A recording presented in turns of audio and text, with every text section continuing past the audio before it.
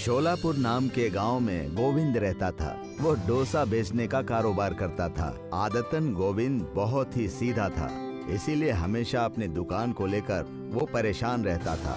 गोविंद हमेशा तरह तरह के डोसे बनाया करता था ताकि उसकी ग्राहकी चल सके, मगर गांव के लोगों को सस्ता और टिकाऊ खाना खाने की आदत थी।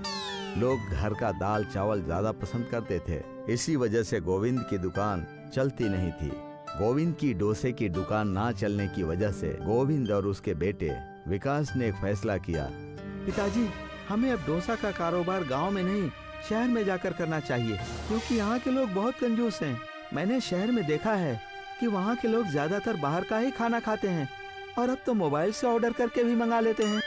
अरे जानता तो मैं भी हूँ, मगर उतने पैसे कहाँ से लाऊंगा बेटा। नई जगह, नया घर, हरे व्यापार जमाना इतना आसान नहीं है जितना तुम सोच रहे हो। जी पिताजी, आपकी बात तो दुरुस्त है, मगर हमें कुछ और भी सोचना होगा। गोविंद और विकास दोनों बात कर ही रहे थे कि उनके घर मालती, जो उसी गांव में आइसक्रीम बेचा करती थी, वो आ गई। मालती और मालती की बेटी महिमा उसी गांव में रहते थे। महिमा शहर में बीए की पढ़ाई कर रही थी। क्या बात हो रही है अब्बू और बेटे में? सब कुछ ठीक तो है? अरे अरे आओ आओ मालती बहन आओ। कुछ नहीं, बस मैं विकास को कारोबार के बारे में थोड़ा सा सिखा रहा था।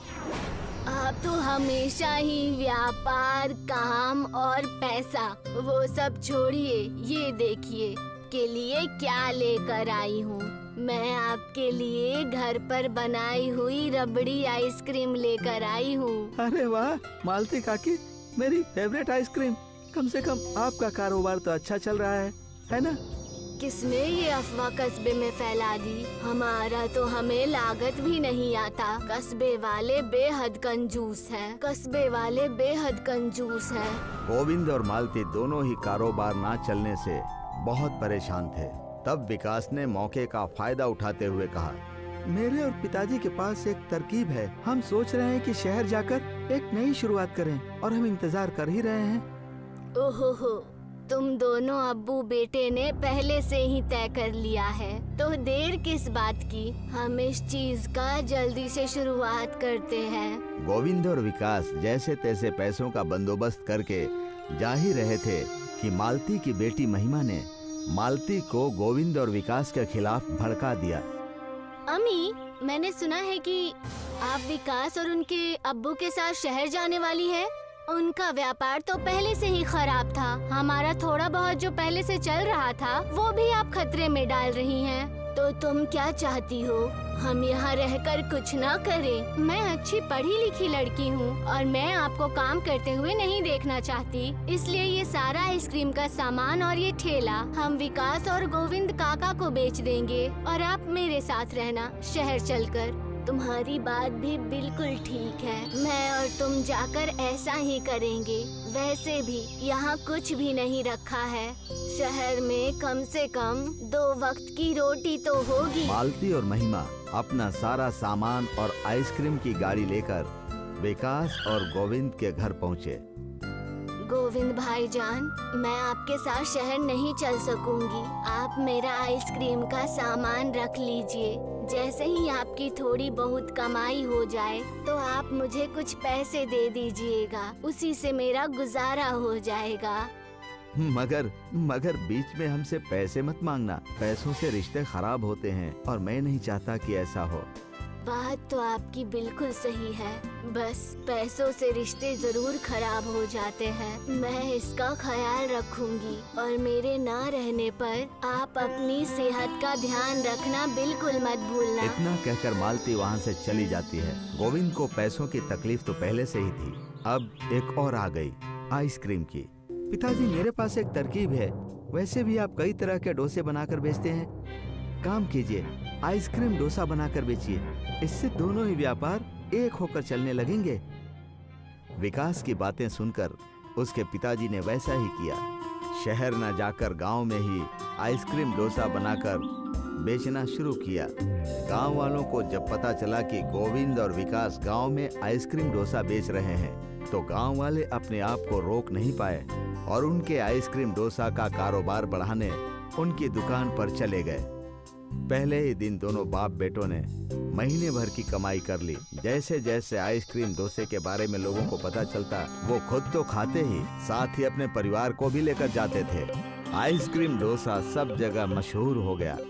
अरे जनाब, एक आइसक्रीम डोसा दीजिए, पूरी फैमिली के लिए। जी भाई साहब। विकास बेटा, जाकर बाजार से थोड़ा सा दूध लेकर आना, क्योंकि दूध खत्म हो गया है बेटा। गोविंद और विकास के आइसक्रीम डोसा चलने की खबर महिमा और मालती तक भी पहुंच गई और महिमा ने आग में घी डालने का काम किया। सुना माँ, हमारे आइसक्रीम से ही उनका इतना अच्छा व्यापार हो गया है और उन्होंने हमारे पैसे अब तक नहीं लौटाए और हम यहाँ पर एक एक टाइम का खाना तौल कर यहाँ पर खा रहे हैं और वो बाप बेटे गांव में होकर भी मजे से हैं। भूल गए होंगे बेचारे। जाने दो, कुछ रुपयों के लिए किसी से झगड़ा थोड़ी न करना है। कोई बेचारे नहीं, जब पैसे चाहिए होते हैं तब इंसान अलग होता है और जब देने का समय आता है। मैंने आपकी वजह से अब तक अपना मुंह बंद कर रखा है, लेकिन अब नहीं। मैं अभी जा रही हूँ उनके पास और सारे के सारे पैसे अभी के अभी लेकर आऊंगी। महिमा मालती की बात फिर भी नहीं सुनती और गोविंद और विकास के पास चली जाती है अपने महीनों पुराने आइसक्रीम के पैसे लेने। महिमा को कई दिनों बाद देखकर विकास और गोविंद दोनों ही बहुत खुश हो गए, मगर महिमा वहाँ अपने पैसे लेने गई थी। काका, मुझे मेरे आइसक्रीम के पैसे दे दीजिए बस।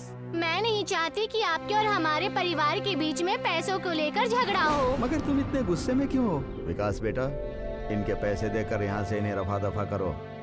ये क्या है? मैं यहाँ सिर्फ आइसक्रीम के पैसे नहीं बल्कि आइसक्रीम डोसा के व्यापार में हिस्सा मांगने आई हूँ।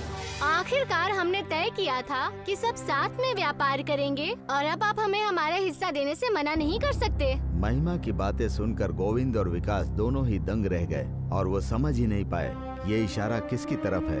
और उसी वक्त मालती वहाँ पर आ गए। इस चुड़ैल को तो मैं देख लेती हूँ। गोविंद भाईजान, आप उसकी फिक्र मत कीजिए। आई बड़ी हिस्सा मांगने वाली। सुबह उठकर बिस्तर तक उठाने को नहीं होता है और तुम हिस्सा मांग रही हो। मालती महिमा को लेकर जा ही रही थी कि गोविंद ने उन्हें रोक दिया। अरे ठहरो बच्ची ठहरो, मैं पहले से ही विकास और मालती की आइसक्रीम डोसे की एक बड़ी सी कैंटीन खोलने को सोच रहा था। सच, आज आपने मेरी बेटी की भी किस्मत चमका दी। हमेशा मैं आपकी शुक्रगुजार रहूंगी। माफ कर दीजिए मुझे काका, मैंने बेहद बड़ी गलती कर दी। अरे इसमें माफी मांगने की क्या बात है? यह सब तो जिंदगी में चलता ही रहता है। इतना सुनते ही महिमा की आंखों में आंसू आ जाते हैं। फिर विकास और महिमा मिलकर आइसक्रीम और डोसा की बड़ी सी कैंटीन खोलते हैं और खूब कारोबार करते हैं। अब इस व्यापार में तुम हमेशा मेरा साथ देना और मैं तुम्हारा दूंगी। अगर तुमने कोई चालाकी की तो तुम्हारी खैर नहीं। और उसके बाद सभी मिलकर खिलखिलाकर हंसने लगते हैं और फिर महिमा और विकास का व्यापार बेहद अच्छा चलने लगता है।